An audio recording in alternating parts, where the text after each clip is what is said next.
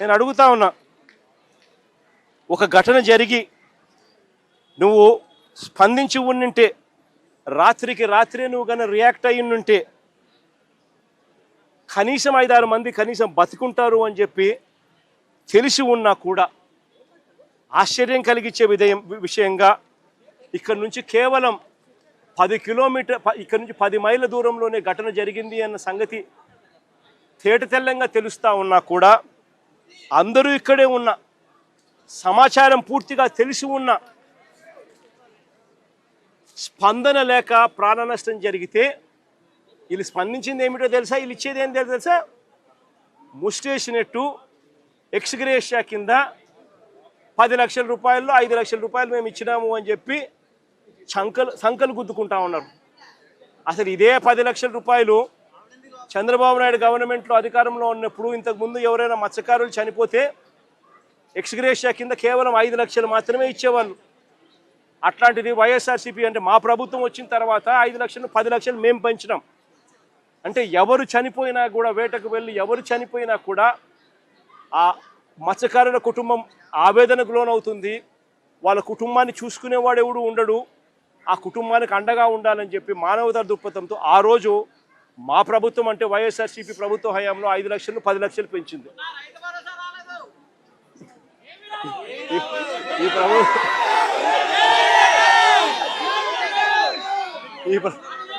ఈ ప్రభుత్వంలో ఏమీ రాదు. అది పక్కన పెడితే ఆ 10 లక్షలు ఏదైతే అప్పట్లో గత ప్రభుత్వంలో మేము అనౌన్స్ మేము ఏదైతే ఇంప్లిమెంట్ చేసినామో, మామూలుగా ఏ తప్పు జరగకపోయినా కూడా, ప్రభుత్వం ఏ తప్పు చేయకపోయినా కూడా నార్మల్ సర్కమ్స్టాన్సెస్లో ఏదైనా దుర్ఘటన జరిగితే ఆ 10 లక్షల రూపాయలు ఇచ్చే పరిస్థితి.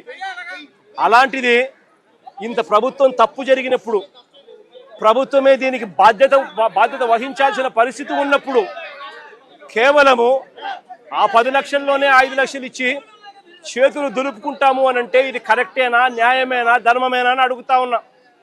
మరొకసారి ఈ ప్రభుత్వం ఇలాంటి తప్పులు ఎవరు చేయకుండా ఉండాలి అని అంటే కలెక్టర్లు కానీ, పోలీస్ డిపార్ట్మెంట్ కానీ ఒక కంప్లైంట్ కానీ చేతికి వస్తే, మనుషులు చనిపోతూ ఉన్నారు వెంటనే ఆదుకోవాలి అని చెప్పి ఎవరైనా కంప్లైంట్ చేస్తే స్పందించే తీరును మెరుగుపరచాలి అని అంటే ప్రభుత్వం అన్నది ఒక షాక్ తగిలితే తప్పనిచ్చి, ఆ అధికారులకు ఒక షాక్ తగిలితే తప్పనిచ్చి స్పందన అనేది రాదు.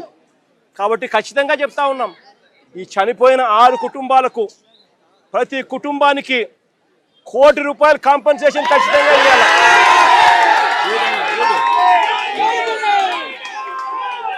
చిండా బాధిత కుటుంబంతో కలిపి 7 మందికి ఖచ్చితంగా ₹1 కోటి ప్రతి ఒక్కరికి ఇచ్చే కార్యక్రమం జరగాల. ఇదే కాదు ఖచ్చితంగా బోటు కూడా, కొత్త బోటు కూడా, వీళ్ళు ఏదైతే బోటు పోగొట్టుకున్నారో కొత్త బోటు కూడా తీపిచ్చాల.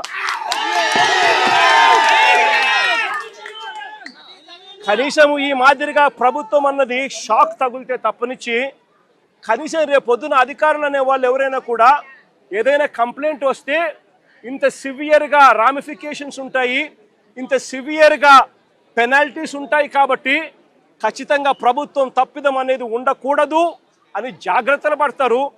ఎవరైనా కూడా కంప్లైంట్ ఇస్తే వెంటనే పరిగెత్తి వాళ్ళకు సహాయం చేసే కార్యక్రమం జరుగుతుంది. ప్రభుత్వం అన్నది రోల్ మోడల్గా ఉండాలి. ప్రభుత్వం అన్నది తప్పు చేసే ప్రభుత్వంగా ఉండకూడదు. కాబట్టి ఇలాంటి ఖచ్చితమైన కాంపెన్సేషన్స్ ఖచ్చితంగా ఇవ్వాలని ఈ రాష్ట్ర ప్రభుత్వాన్ని గట్టిగా డిమాండ్ చేస్తూ ఉన్నాం. నేను ఇంకొకటి కూడా చెప్తా ఉన్నా, ఈ ప్రభుత్వం కనీసం వీళ్ళని చూడడానికి ఇంటికి కూడా రాలా.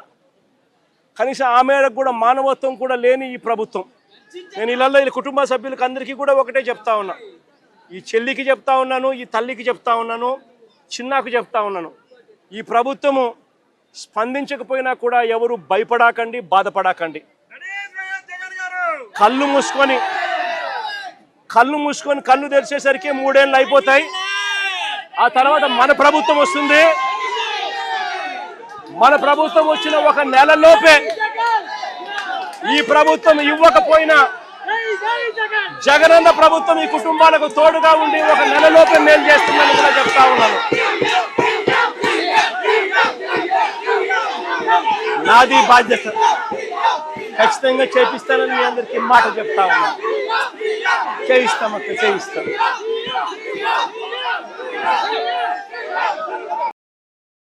మరిన్ని అప్డేట్స్ కోసం ఛానల్ ను సబ్స్క్రైబ్ చేయండి. నోటిఫికేషన్స్ కోసం బెల్ ఐకాన్ పై క్లిక్ చేయండి.